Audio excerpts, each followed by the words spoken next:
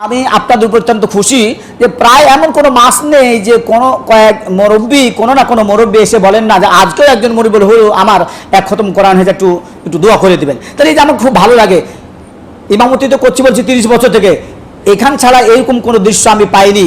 তো আপনার খুব ধরে মানে আপনাকে ওই প্রশংসা করে উপরে চেড়ে দিচ্ছে মনে করছেন করেন। আমি বাস্তবতার আলোকে বলছি যে আমাকে খুব ভালো লাগে কি যে প্রত্যেক মাসে একটি দুটি করে খতম আসতেই থাকে এবং দোয়া করতে বলে।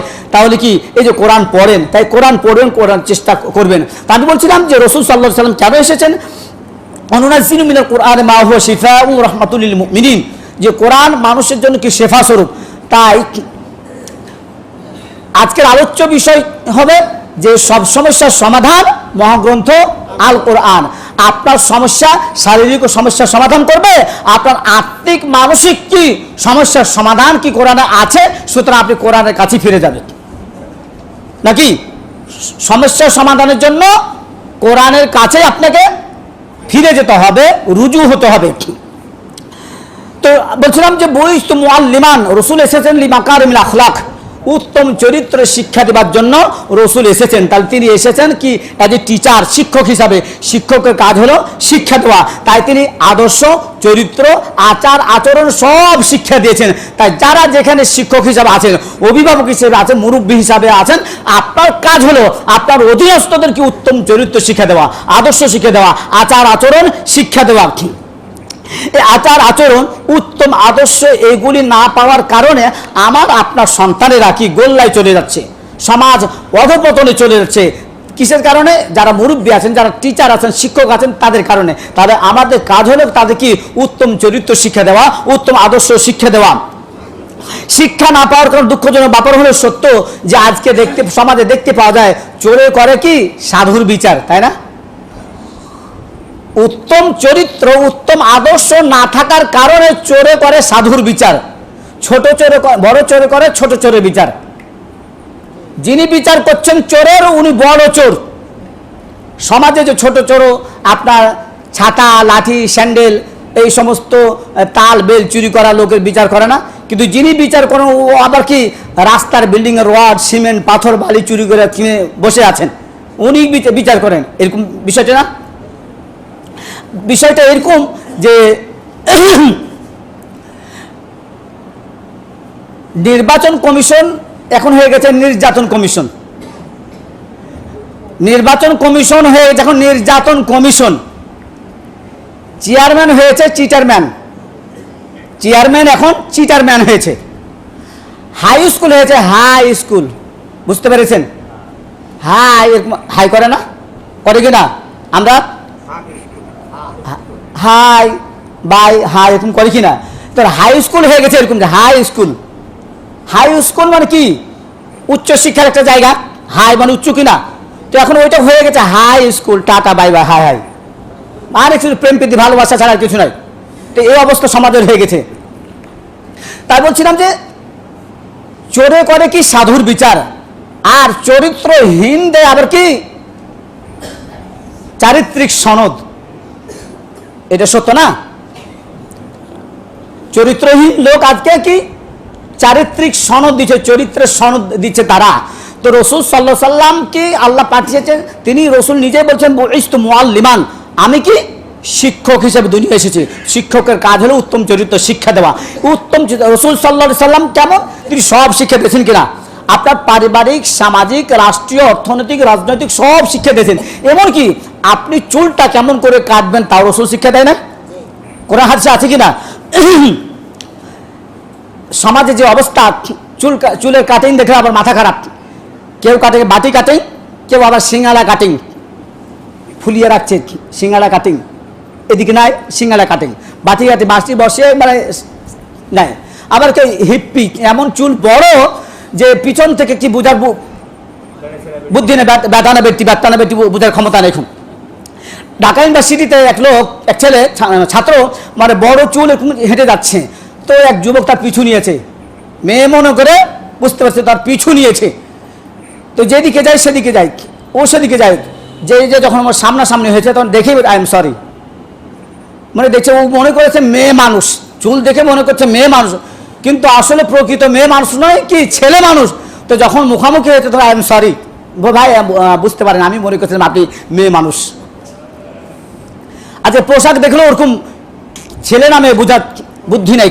তো এইগুলি যে করছে কারা, যারা করছে তাদের বাপ মা আছে কিনা? আমার আপনার সন্তানেরা না, আমার আপনার ছেলে, আমার আপনার মেয়ে। তো আমার আপনার মেয়ে যখন প্যান্ট শার্ট পরে বের হয়, 3 পিস থেকে 2 পিস হয়েছে, এখন আবার 1 পিসও চলছে ঢাকাতে, ইউনিভার্সিটিতে 1 পিসও চলছে। কবে যে 1 পিসও থাকবে না আল্লাহ হাকিমই ভালো জানে। তাহলে ওই সন্তানেরা, ছেলে মেয়েরা আমার আপনার কিনা, ওগুলি কি আসমান থেকে নাজিল হয়েছে? আসমান থেকে, চাঁদের দেশ থেকে তো আসে নাই।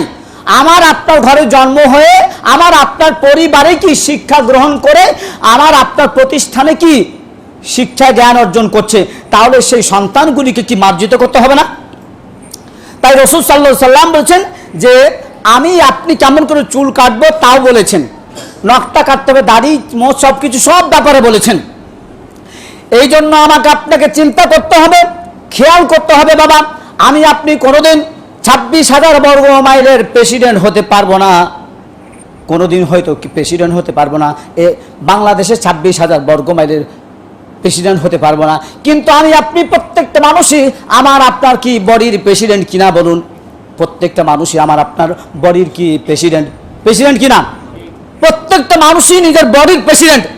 এই মাথাটা হলো কি বাবা? সেক্রেটারিয়েট। এটা কি সচিবালয়? আর আমার আপনার 2টা হাত হলে কি স্বরাষ্ট্র মন্ত্রণালয়, সব কিছু কার্যকর করে।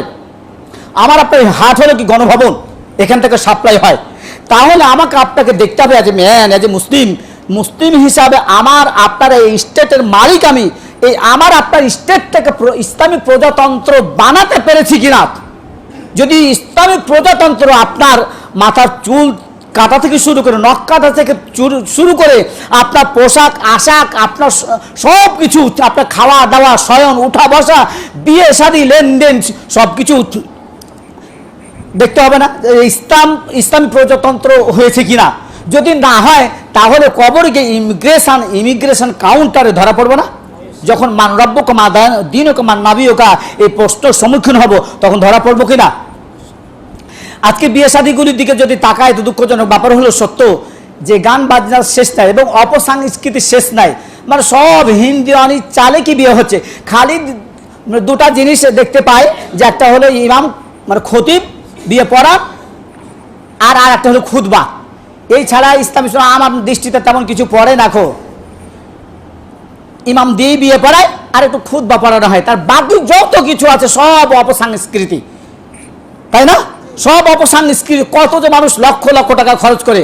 আবার দুঃখজনক ব্যাপার হলো সত্য, মানুষ লক্ষ লক্ষ টাকা একটা বিয়ের অনুষ্ঠানে খরচ করে, কিন্তু ইমাম সাহেবের কি একটা হাদিয়াটা দিতে অনেক কষ্ট পায়। আমি কোনোদিন চাই না কেউ দিলে নিই, না হলে দিনে উঠে চলে আসি। তো হ্যাঁ, এই একটু যদি কিছু বলা হয় যে মসজিদ মাদ্রাসা ইমাম সাহেব দেন 1000 টাকা, তখন একটু করে এত খুব বেশি হয়ে যায়। অনেকে দেন না, অনেকে দিতে চায়েন না। আমিও অনেক বিয়ে পড়ে বলছি 1000-এর কম হবে বিয়ে পড়েনি, কতজন দেয়নি, নিয়ে চলে এসেছে। আল্লাহ মাহফুর মানে বদদোয়ার কথা বলছি না। আবার ওইগুলি দেখেছি পরে শুনেছি বিয়েই ঠিক থাকেনি, বিয়েই ঠিক থাকেনি। ইমাম সাহেবের তুমি ওই হাদিয়াটা দিতে পারলা না, এদিকে 1 লক্ষ টাকা কি ডেকোরেশন আর সব কিছু কি হিন্দুয়ানি চালে বিয়ে পড়ালা, আর ইমাম সাহেবের 500 টাকা 1000 টাকা দিতে পারলা না। অনেক সময় কি বিয়েটা কি টিকে নাখো, এরকম হয় না? তা আমি আমার জীবনের কথা বলছি যে অনেকগুলো এরকম আমি দেখেছি। তো এই কাজটাকে করবেন না। মানে আল্লাহর কি মায়ের হলো বাবা গজব, আল্লাহ মায়ের হলো গজব, শিক্ষকের মায়ের হলো আপনার রেজাল্ট। আপনি শিক্ষকের সাথে বেয়াদবি করবেন, রেজাল্ট আপনাকে মারবে। আর পুলিশ মাস্তানের মায়ের হলো লাঠি সোটা কি রাইফেল গুলি পুলিশের। আর হুজুরদের মায়ের হলো বুঝতে পারছেন এরকম না, এরকম হুজুরদের মায়ের আছে না, খালি এইটাই নয়, এটা হলো আসল। তাই এটা থেকে বাইরে এটার ভিতরে এটা হয়ে যেতে কতক্ষণ। তাই হুজুরদেরও কি মায়ের আছে, একটু ব্রেন নিয়ে চলবেন। আপনাদের কষ্ট দেওয়ার জন্য বলছি, বাস্তবতার আলোকে কথা বলছি। আপনি এই কয়েকটা টাকার জন্য আপনি হুজুরদেরকে কি ঠকার চেষ্টা করবেন না। তো এই যে আমার আপনাকে ইসলামী প্রজাতন্ত্র বানাতে হবে, আমরা প্রত্যেকেই ইসলামিক মানে এই স্টেটের মালিক প্রত্যেকটা মানুষই, তাহলে এই ইসলামিক মানে এই স্টেটের মালিক হয়ে আমার এই বডিটাকে ইসলামী প্রজাতন্ত্র বানাতে পেরেছি কি না। যদি না বানাতে পারি তাহলে কি কবরের মধ্যে ইমিগ্রেশন কাউন্টারও ধরা পড়বে না। তাই আগে আমাকে ভালো হতে হবে। দেখেন সোনার মদিনা আগে হয়েছে কি বলুন তো আপনারা? সোনার মানুষ হয়ে সোনার মদিনা হয়েছে, ঠিক কিনা? সোনার মদিনা হয়ে সোনার মানুষ হয়নি। কেউ বলতে পারবেন যে সোনার মদিনা আগে হয়েছে তারপর সোনার মানুষ হয়েছে? আগে সোনার মানুষ হয়ে সোনার মদিনা হয়েছে। তাই এই যে এই মাসেই আপনাদের এখানে বলছি যে 12 রবিউল আউয়াল উপলক্ষে একটা প্রতিযোগিতা আছে না?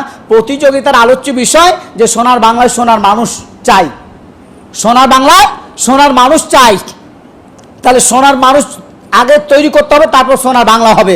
আপনি কিয়ামত পর্যন্ত যদি চেষ্টা করেন সোনার বাংলা বানাবার, একদিন কিয়ামত হবে কিন্তু সোনার বাংলা হবে না যতক্ষণ পর্যন্ত আপনি সোনার মানুষ বানাতে না পারেন। আমি আপনি আমার আপনার সন্তান ছেলে মেয়ে বউ স্ত্রী পুত্র সন্তান সন্ততি এগুলি যতক্ষণ পর্যন্ত সোনার মানুষ না হবে ততক্ষণ পর্যন্ত কি সোনার মানুষ হবে না। এই জন্য কি করতে হবে? Go back to religion. আমাকে আপনাকে ধর্মে ফিরে যেতে হবে। আমাকে আপনাকে কি করতে হবে? আমার আপনার এই বডিটাকে ইসলামী প্রজাতন্ত্র বানাতে হবে।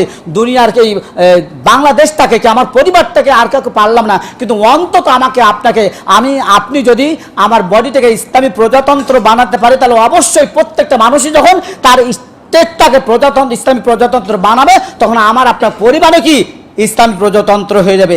আমার আপনার পরিবার যখন ইসলামী প্রজাতন্ত্র হয়ে যাবে তখন আমার আপনার সমাজটাও রাষ্ট্রটাও কি ইসলামী প্রজাতন্ত্র হইতে হবে।